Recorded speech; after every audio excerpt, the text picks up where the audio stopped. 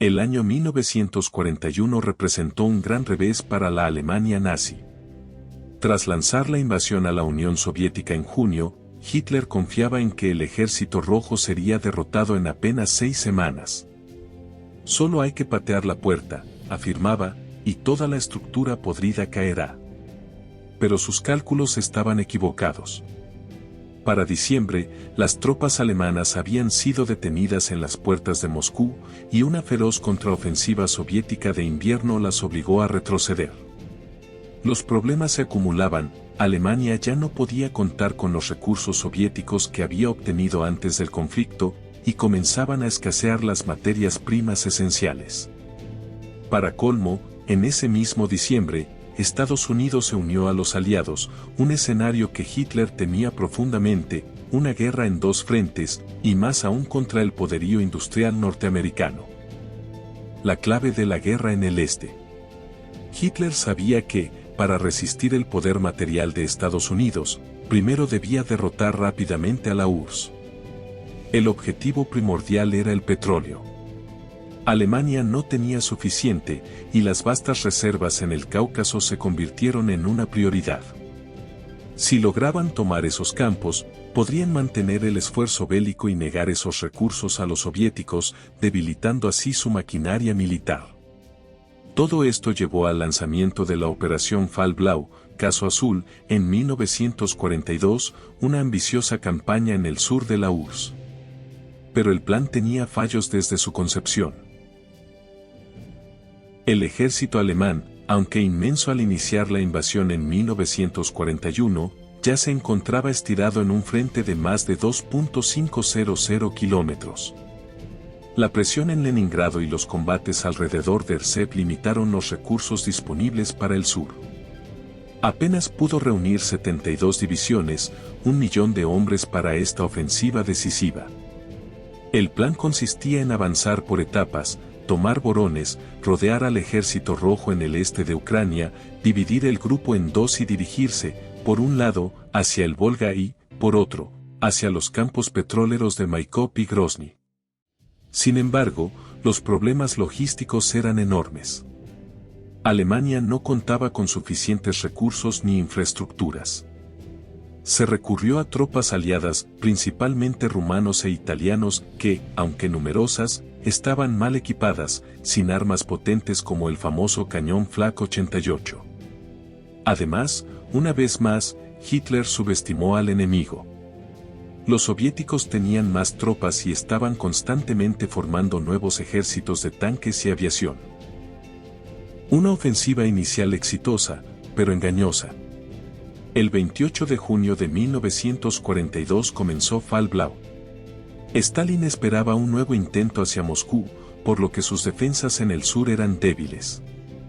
El Ejército Rojo se retiró rápidamente, y en apenas una semana los alemanes capturaron Voronezh. Parecía que la victoria estaba cerca. El 9 de julio comenzó la segunda fase, avanzar hacia Rostov y la curva del Don. Pero en lugar de cercar al enemigo, los soviéticos siguieron retirándose y las fuerzas alemanas encontraron el terreno vacío. El 23 de julio, confiado por los avances, Hitler modificó el plan, ambos grupos de ejército avanzarían simultáneamente hacia sus objetivos. Mientras Army Group A se dirigía al Cáucaso, Army Group B debía tomar Stalingrado, punto clave en la ruta del petróleo soviético. Para ello, el sexto ejército de von Paulus recibió la orden de capturar la ciudad. El camino hacia el desastre. El avance no fue fácil. La escasez de alimentos obligó a los soldados a vivir de lo que encontraran en el terreno, incluso sacrificando sus caballos. En agosto, Army Group A alcanzó los campos de Maikop, solo para descubrir que habían sido destruidos por los soviéticos. Mientras tanto, el sexto ejército se enfrentaba a una defensa cada vez más feroz en Stalingrado. La ciudad, bajo el mando del general Chuikov, se convirtió en un símbolo de resistencia. La lucha urbana favoreció a los soviéticos, que usaron la ciudad en ruinas como ventaja táctica. Los francotiradores, los combates casa por casa y la obstinación del enemigo sorprendieron a los alemanes, acostumbrados a la guerra relámpago. Stalingrado, un infierno urbano.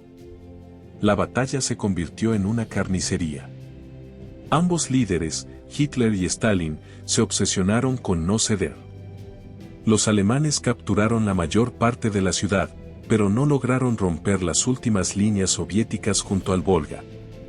Mientras el sexto ejército se agotaba, la logística alemana colapsaba. Solo 3 líneas ferroviarias, no adaptadas al ancho de vía alemán, abastecían el frente. La falta de munición, comida y repuestos era desesperante. Por el contrario, los soviéticos lograban mantener el flujo de refuerzos y suministros cruzando el río, manteniendo viva la resistencia. El giro definitivo, la Operación Urano. El 19 y 20 de noviembre, los soviéticos lanzaron una contraofensiva masiva, la Operación Urano. 2 grandes movimientos envolventes desde el norte y el este rodearon al sexto ejército, explotando las débiles líneas rumanas e italianas. El 23 de noviembre, el cerco se cerró en Kalach, el sexto ejército estaba atrapado. Hitler, lejos de ordenar una retirada, insistió en resistir. Organizó un puente aéreo, que resultó insuficiente, y envió una fuerza de socorro bajo von Manstein. Pero el avance soviético y la ofensiva secundaria, Operación Pequeño Saturno, terminaron de arruinar cualquier intento de liberación. Army Group tuvo que retirarse del Cáucaso, dejando a los hombres de Paulus solos en Stalingrado. El colapso del sexto ejército.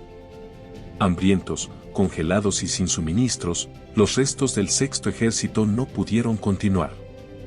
A finales de enero de 1943, Paulus se rindió. Irónicamente, Hitler lo había ascendido a mariscal de campo justo antes, esperando que se suicidara para evitar la vergüenza de ser capturado. Pero Paulus no cumplió ese deseo. Las consecuencias de la batalla. Entre agosto de 1942 y enero de 1943, cerca de 500.000 de soldados del eje murieron, resultaron heridos o fueron capturados en Stalingrado.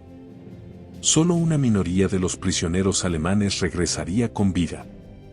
Las bajas soviéticas superaron el 1.000.000, con alrededor de la mitad fallecidos. Incluso 14.000 soldados soviéticos fueron ejecutados por su propio bando acusados de cobardía. Unos 45.000 civiles murieron en la ciudad. Fue la batalla más sangrienta de la Segunda Guerra Mundial. El principio del fin. Stalingrado marcó un punto de inflexión. La ofensiva alemana en el este llegó a su límite y la retirada se volvió inevitable. También fue la consolidación del poder militar soviético, que pronto competiría con los aliados occidentales por el futuro de Europa. Internamente, el mito de Hitler como estratega infalible comenzó a desmoronarse. Ni siquiera la propaganda de Goebbels pudo ocultar el desastre. Fue una antesala al intento de asesinato de Hitler en 1944. En retrospectiva, Fall Blau fue una apuesta temeraria. Alemania no tenía los medios para llevarla a cabo, y los soviéticos, pese a sus enormes pérdidas, supieron resistir y contraatacar. A medida que también sufrían derrotas en otros frentes, como el Alamein y el norte de África, la guerra para Alemania se volvió defensiva, desesperada y con un final cada vez más claro. En 1941, tras la invasión alemana a la Unión Soviética, Hitler esperaba una victoria rápida, pero la guerra en el este comenzó a ir mal. La clave para Alemania era el petróleo de los campos soviéticos en el Cáucaso. En 1942, lanzaron la Operación Fall Blau para tomar el sur, pero los problemas logísticos y la feroz resistencia soviética hicieron que el plan fracasara. Mientras el sexto ejército intentaba tomar Stalingrado, se enfrentaba a una dura defensa y condiciones extremas. En noviembre de 1942, los soviéticos rodearon al ejército alemán en la famosa Operación Urano. A pesar de los esfuerzos por rescatarlos, el sexto ejército se rindió en enero de 1943. La batalla de Stalingrado fue una de las más sangrientas de la historia, marcando el principio del fin para la Alemania nazi, ya que perdieron su ventaja en el frente oriental y comenzaron a retroceder.